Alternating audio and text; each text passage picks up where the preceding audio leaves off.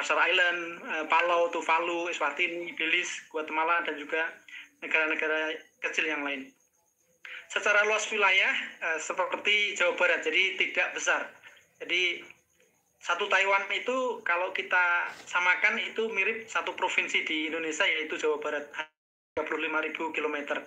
Dan penduduk Taiwan mayoritas tinggalnya di apartemen. Kemudian sisi utara ini relatif lebih dingin di Taipei, sisi selatan di Kaohsiung lebih panas. Di bagian timur ini kebanyakan adalah perbukitan, bagian barat ini merupakan dataran rendah.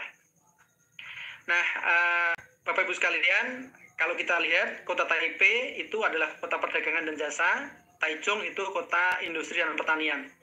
Taiwan di sisi selatan itu kota agraris, jadi walaupun lahannya kecil tapi Taiwan ini pertaniannya maju karena menggunakan teknologi. Kemudian perlu kami sampaikan untuk Taiwan itu juga pertaniannya ekspor, baik itu ke Cina, ke Jepang maupun ke Amerika. Mata uangnya NTD, New Taiwan Dollar, satu NTD itu sekitar Rp500.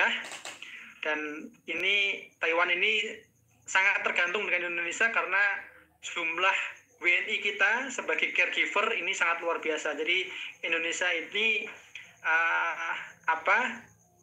migrant worker-nya nomor 1 dibandingkan Vietnam maupun Filipina.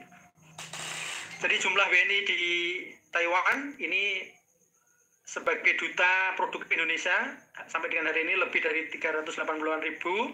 Kebanyakan mereka adalah caregiver. Caregiver itu adalah perawat orang tua, perawat panti jompo, kemudian ada pekerja pabrik dan juga ABK. Kemudian di sini di Taiwan ini ada 20.000 pelajar dan sisanya adalah mixed merit begitu. Lanjut.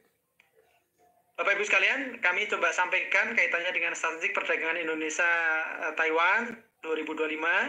Perlu kami sampaikan bahwa Januari 2025 neraca perdagangan Indonesia Taiwan ini surplus sekitar 0,13 miliar US dollar.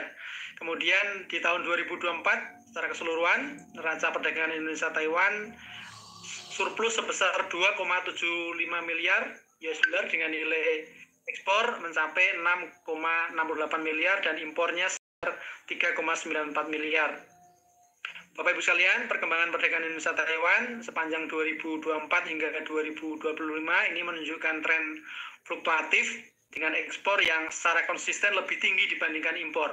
Jadi nilai ekspor tertinggi ini kita lihat pada bulan Juni 2024 sekitar 0,73 miliar US dollar, sementara nilai impor tetap stabil kisaran 0,19 sampai dengan 0,39 miliar US dollar. Perkembangan nilai ekspor Indonesia ke Taiwan berdasarkan sektor selama 2020 hingga 2022 ini menunjukkan dominasi ekspor dari sektor industri pengolahan. Jadi ekspor sektor ini kalau kita lihat nilai tertinggi pada 2021 sekitar 4,64 miliar US dollar dan mengalami sedikit penurunan di tahun 2024 itu sekitar 4,12 miliar. Nah, Bapak Ibu sekalian, perlu kami sampaikan bahwa pada tahun 2025, Indonesia ini di Taiwan urutan ke-11 importasi Taiwan dari dunia. Jadi eksportir terbesar ke Taiwan itu masih Tiongkok, kemudian Jepang, Amerika, Korea, dan juga Eropa, begitu ya. Jadi 4 negara, Tiongkok, Jepang, Amerika, Korea ini kalau kita lihat share-nya itu 52%. Nah, untuk Indonesia sendiri, komoditas ekspor Indonesia ke Taiwan itu masih didominasi oleh batu bara, besi baja, komponen elektronik, dan juga nikel. Next, lanjut. Bapak Ibu sekalian, seperti yang tadi kami sampaikan, komoditas utama yang kontribusinya besar itu masih didominasi batu bara, besi baja, komponen elektronik, dan juga nikel. Akan tetapi masih ada peluang untuk kerajinan Indonesia ke Taiwan. Jadi kerajinan itu masih sangat kecil, hanya sekitar 1-2% dari total ekspor nasional Indonesia ke Taiwan. Nah, dari beberapa produk yang bisa masuk sektor kria, yang pertama adalah kayu dan produk kayu. Jadi kayu dan produk kayu itu bahasa Mandarinnya mucepin gitu ya. Jadi totalnya ini sekitar 72%. Nah, kebanyakan memang home decor gitu ya. Kemudian yang kedua ini adalah perabot, bahasa Mandarinnya ciaci gitu ya. Ini sekitar 24%.